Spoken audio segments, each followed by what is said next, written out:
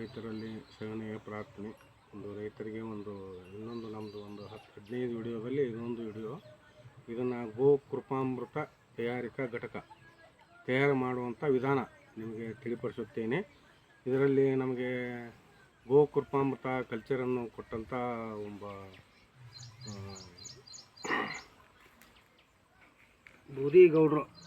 ಬೂದಿಗೌಡರು ತೋಟದಲ್ಲಿ ತೆಗೆದಿದ್ದೇವೆ. ಇದನ್ನು ಗೋ ಕೃಪಾಮೃತವನ್ನು ಅವರು ಬೂದಿಗೌಡರು ಕೊಟ್ಟಿದ್ದಾರೆ ನಮಗೆ. ಅದನ್ನು ಇದಕ್ಕೆ 200 ಲೀಟರ್ ಬ್ಯಾರಲ್ನಾಗ ನೀರು ಹಾಕಿದ್ದೀವಿ. ತೋರಿಸಿದ್ವಿ, ನೀರು ತುಂಬಿಸಿದ್ದೇವೆ. ಇದನ್ನು ಗೋ ಕೃಪಾಮೃತ ಇದರಲ್ಲಿ ಸುರುತ್ತಿದ್ದೇವೆ. ಇದು ಕೃಪಾಮೃತ ಕಲ್ಚರ್.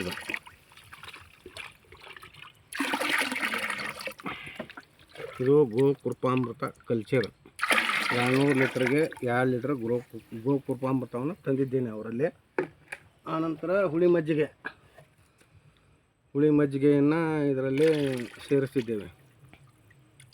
ಅದು ಜವಾರಿ ಆಕಳದ ಹುಳಿ ಮಜ್ಜಿಗೆ, ಮತ್ತು ಯಾವುದೂ ಬರಲ್ಲ ಮತ್ತು ಬೇರೆ.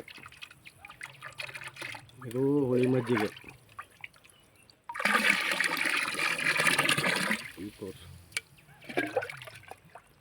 ಹುಳಿ ಮಜ್ಜಿಗೆಯನ್ನು ಸೇರಿಸಿದ್ದೇವೆ. ಆ ನಂತರದಲ್ಲಿ ಇದಕ್ಕೆ ಸಾವಯವ ಗೊಬ್ಬರ 2 kg ಗೊಬ್ಬರವನ್ನು ಹಾಕ್ತೀವಿ.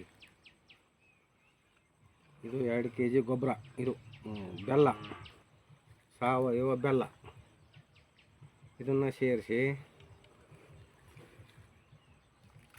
ಇದೊಂದು ಕಲ್ಚರ್ ತಯಾರು ಮಾಡ್ತಿದ್ದೇವೆ. ಈಗ ಇದನ್ನು ಒಂದು 10-15 ದಿವಸ, ಒಂದು ತಿಂಗಳ ಇದನ್ನು ಕಳಿಸಿ ಇದನ್ನು ನಾವು ಭೂಮಿಯಲ್ಲಿ ಕಬ್ಬಿಗಾಗಲಿ ಗೋಂಜಾಳಕ್ಕಾಗಲಿ,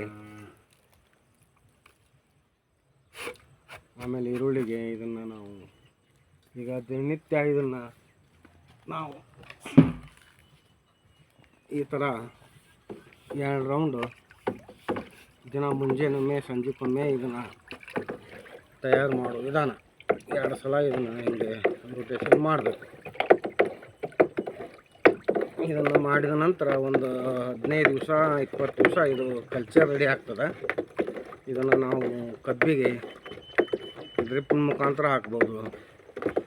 ನಂತರ ಇದನ್ನು ತೋಚಿನ ಪೈಪ್ನಲ್ಲಿ ನಾವು ಹಾಕ್ಬೋದು, ಇಲ್ಲ ಸ್ಪ್ರೇ ಮಾಡ್ಬೋದು. ಹೀಗೆ ನಾವು ಇದನ್ನು ಒಂದು 10-15 ದಿವಸ 20 ದಿವಸ ಇದನ್ನು ಹಿಂಗೆ ರೌಂಡ್ ಮಾಡಬೇಕು. ಇದು ಒಂದು ಗೋ ಕೃಪಾಮೃತ. ಇವತ್ತು ಈ ಕಲ್ಚರ್ ಹಾಕಿ ಇದನ್ನು ಹಾಕಿ ನಮ್ಮ ಆಲ್ಕಟ್ಟಿ ಕ್ರಾಸ್ ಹತ್ರ ಒಬ್ಬ ರೈತ ನಮ್ಮ ಸ್ನೇಹಿತರು ಬೂದಿಗೌಡ್ರು ಅಂತೇಳಿ ಅಲ್ಲಿಂದ 2 ಲೀಟರ್ ಕಲ್ಚರ್ ತಂದು ಇದನ್ನು ಗೋ ಕೃಪಾಮೃತವನ್ನು ರೆಡಿ ಮಾಡಿದ್ದೀವಿ. ಆ ನಂತರದಲ್ಲಿ ಇದು ಒಂದು